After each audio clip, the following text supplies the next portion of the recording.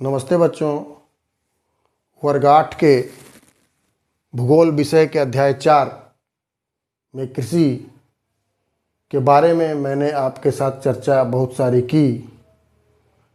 इस संबंध में मैंने आप लोगों के साथ आर्थिक क्रियाएं,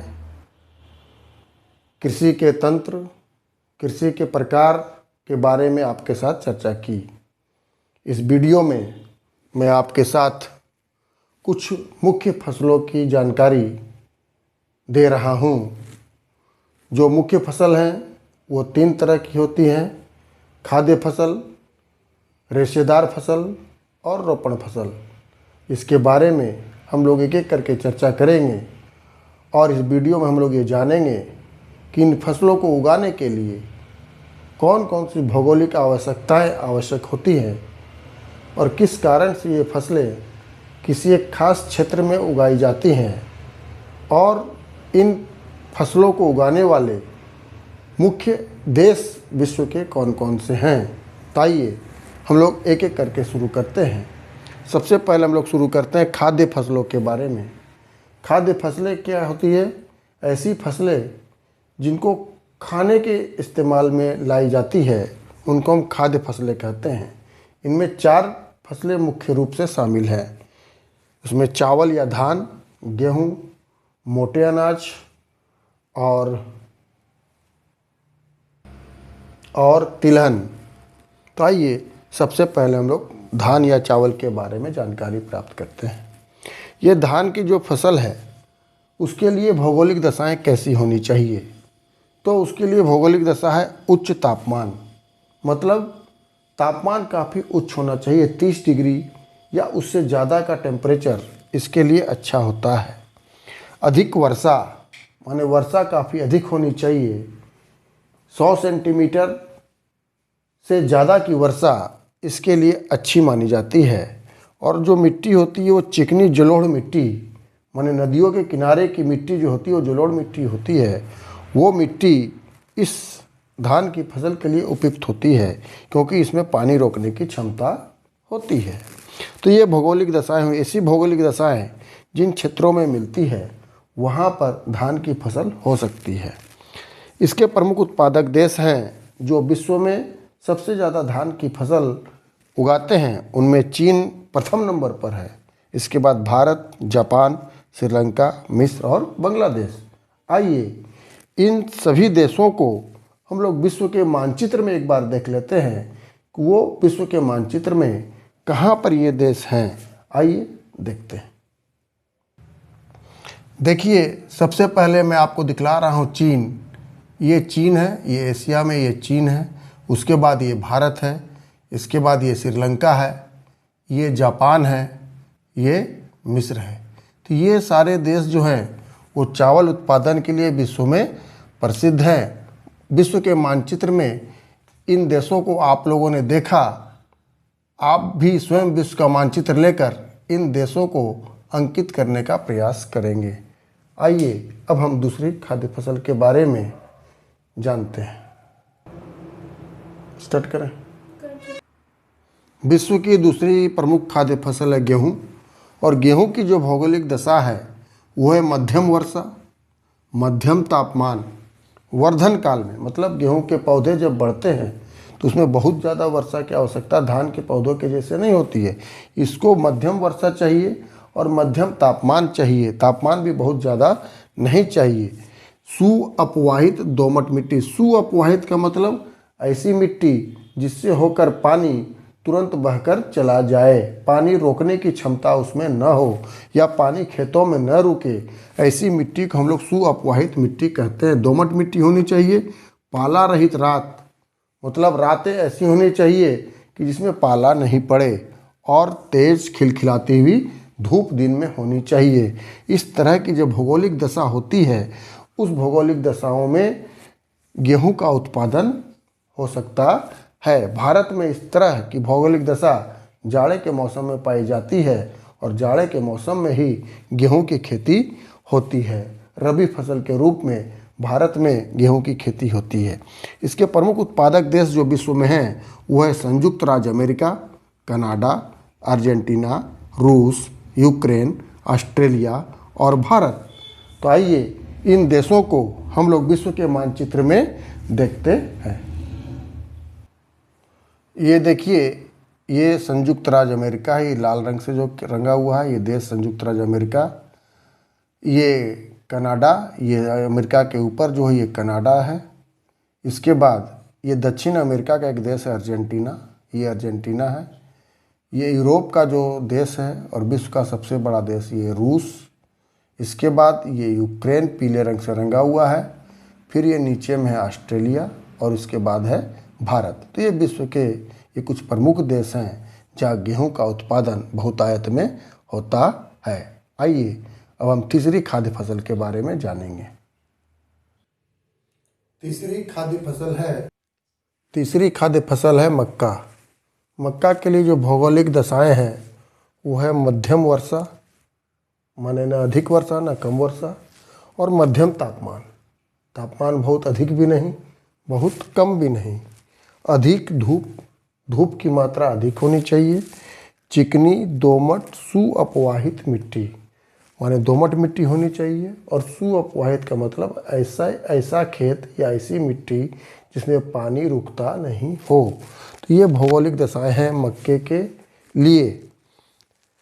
इसके जो प्रमुख उत्पादक देश हैं वो है संयुक्त राज्य अमेरिका, चीन, ब्राज़ील, मेक्सिको और भारत। ये प्रमुख देश हैं मक्के के उत्पादन के लिए विश्व में प्रसिद्ध है। आइए इनको हम विश्व के मानचित्र में देख लेते हैं। ये देखिए, ये संयुक्त राज्य अमेरिका है। ये उसके नीचे ठीक नीचे जो लाल रंग से रंगा हुआ है ये मेक्सिको है। दक्षिण अमेरिका का सबसे बड़ा देश है वो ब्राज़ील है। एशिया में चीन है और फिर ये भारत तो आप जानते ही हैं, ये भारत है। तो इस प्रकार से ये जो देश हैं ये विश्व में मक्का उत्पादन के लिए प्रसिद्ध है। चलो शुरू। चौथी खाद्य फसल है मिलेट। मिलेट हम लोग मोटा अनाज को कहते हैं। इसके अंतर्गत ज्वार, बाजरा और रागी आती है। ये मोटे अनाज के लिए जो भौगोलिक दशा होती है वो है कम वर्षा, बहुत कम बारिश में भी ये हो जाती है। मध्यम से उच्च तापमान, तापमान बहुत ज़्यादा भी नहीं होना चाहिए, बहुत ज़्यादा नहीं होना चाहिए, मध्यम से उच्च तापमान होना चाहिए। पर्याप्त सूर्य का प्रकाश, बलुई मिट्टी, ठीक है। इस प्रकार की भौगोलिक दशाओं में ये मोटे अनाज के लिए उपयुक्त होती है। इसके जो प्रमुख उत्पादक देश हैं वो भारत, नाइजीरिया, माली और चीन।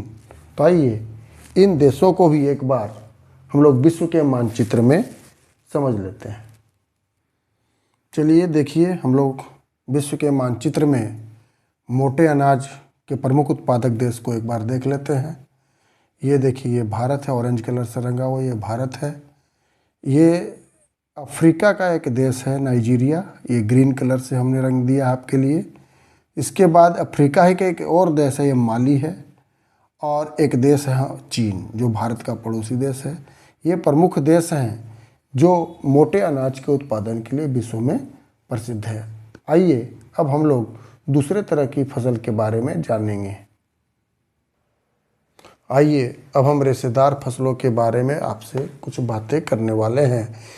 रेशेदार फसल में हम लोग दो प्रकार की फसलों को पढ़ेंगे। पहला है कपास और दूसरा है पटसन। तो इन दोनों फसलों की भौगोलिक दशा और उसके उत्पादक देश के बारे में जानकारी प्राप्त हम लोग करेंगे। तो सबसे पहले हम लोग कपास के बारे में जानते हैं। कपास आप लोग को मालूम है, कपास से रुई निकलती है और फिर इससे सूती वस्त्र बनते हैं। इसके लिए जो भौगोलिक दशा है वो है मध्यम से उच्च तापमान, हल्की वर्षा, काली एवं जलोढ़ मिट्टी। काली मिट्टी इसके लिए काफ़ी उपयुक्त है भारत वाली, और जलोढ़ मिट्टी भी इसके लिए काफ़ी उपयुक्त होती है। पाला रहित दिन, मतलब जाड़े के दिनों में पाला नहीं पड़ना चाहिए ऐसे दिन, और तेज चमकीली धूप, दिन भर तेज धूप होनी चाहिए। इस तरह की भौगोलिक दशाएं कपास के फसल के लिए ज़्यादा उत्तम होती हैं। इसके जो प्रमुख उत्पादक देश हैं वो हैं संयुक्त राज्य अमेरिका, चीन, भारत, पाकिस्तान, ब्राज़ील और मिस्र। आइए अब इन देशों को हम लोग विश्व के मानचित्र में देख लेते हैं। ये देखिए है संयुक्त राज्य अमेरिका, मैंने आपको पहले भी दिखलाया है। इसके नीचे है हम लोग का ये चाइना है, ये चीन है, दूसरे नंबर का देश है। तीसरे नंबर पर भारत है। चौथे नंबर पर पाकिस्तान, ये भारत की पश्चिम दिशा में ये पाकिस्तान ग्रीन कलर का जो रंगा हुआ है। पाँचवें नंबर पर ब्राज़ील है जो कि दक्षिण अमेरिका का सबसे बड़ा देश है, पहले भी मैंने आपको बतलाया है। और छठे नंबर पर अफ्रीका का ये देश है मिस्र। ये मिस्र आपको दिखाई पड़ रहा है, मिस्र ग्रीन कलर का ये मिस्र है। तो इस प्रकार ये कुछ प्रमुख देश हैं जो कपास उत्पादन के लिए पूरे विश्व में प्रसिद्ध हैं। आइए अब हम दूसरे रेशेदार फसल की ओर बढ़ते हैं। आइए अब हम लोग दूसरे रेशेदार फसल पटसन के बारे में बातचीत करते हैं। पटसन को हम लोग सुनहरा रेशा भी कहते हैं। इसके लिए जो भौगोलिक दशाएं हैं वो नई जलोढ़ मिट्टी। नई जलोढ़ मिट्टी का मतलब ऐसी जगह जहाँ पर जलोढ़ मिट्टी का हर साल बदलाव होता रहता है और ऐसे क्षेत्र डेल्टाइक क्षेत्र में पाए जाते हैं। डेल्टा के क्षेत्र इस प्रकार के पटसन के उत्पादन के लिए काफ़ी उपयुक्त होते हैं। इसके साथ साथ उच्च वर्षा होनी चाहिए और उच्च आर्द्रता होनी चाहिए, मतलब वायुमंडल में जलवाष्प की मात्रा काफ़ी उच्च होनी चाहिए। इसके जो उत्पादक देश हैं वो भारत और बांग्लादेश विश्व के दो प्रमुख उत्पादक देश हैं जूट के या पटसन के। इसके अलावा चीन, उज्बेकिस्तान, नेपाल, म्यांमार और वियतनाम में भी पटसन का उत्पादन होता है। तो आइए इन सारे देशों को एक बार हम लोग विश्व के मानचित्र में देखते हैं। तो देखिए ये जूट या पटसन का उत्पादक देश भारत, जिसके बारे में तो आप लोग जानते ही हैं, ये ऑरेंज कलर से रंगा हुआ है भारत। इसके बाद भारत के बगल में ये ग्रीन कलर से है बांग्लादेश। इसके बाद ये चाइना है, ये चीन है। इसके बाद ये जो देश है सेंट्रल एशिया का, मध्य एशिया का, ये उज्बेकिस्तान है। भारत के ये उत्तर में ये नेपाल लाल रंग का रंगा हुआ है, छोटा सा देश है। इसके बाद ये म्यांमार है, यहीं पर भारत के बगल में पूर्वी दिशा में म्यांमार ये देश हमको दिख रहा है। और इसके बाद एक देश है वियतनाम जो चीन के दक्षिणी दिशा में है, ये वियतनाम एक देश है। तो इस प्रकार ये जो देश हैं ये देश पूरे विश्व में पटसन उत्पादन के लिए प्रसिद्ध हैं। आइए अब हम लोग रोपण फसल के बारे में जानते हैं। तो रोपण फसल में हम लोग दो प्रकार की फसलों के बारे में जानेंगे। एक है चाय और दूसरी है कॉफ़ी, जिसको हम लोग पेय फसल भी कहते हैं, जो पेय के रूप में पूरे विश्व में प्रसिद्ध है। तो आइए सबसे पहले हम लोग चाय के बारे में जानें। चाय के लिए जो भौगोलिक दशाएं चाहिए वो देखिए यहाँ पर लिखी हुई है। ठंडी जलवायु, माने जलवायु जो होती है वो ठंडी होनी चाहिए। वर्ष भर उच्च वर्षा, सालों भर उच्च वर्षा का क्षेत्र होना चाहिए।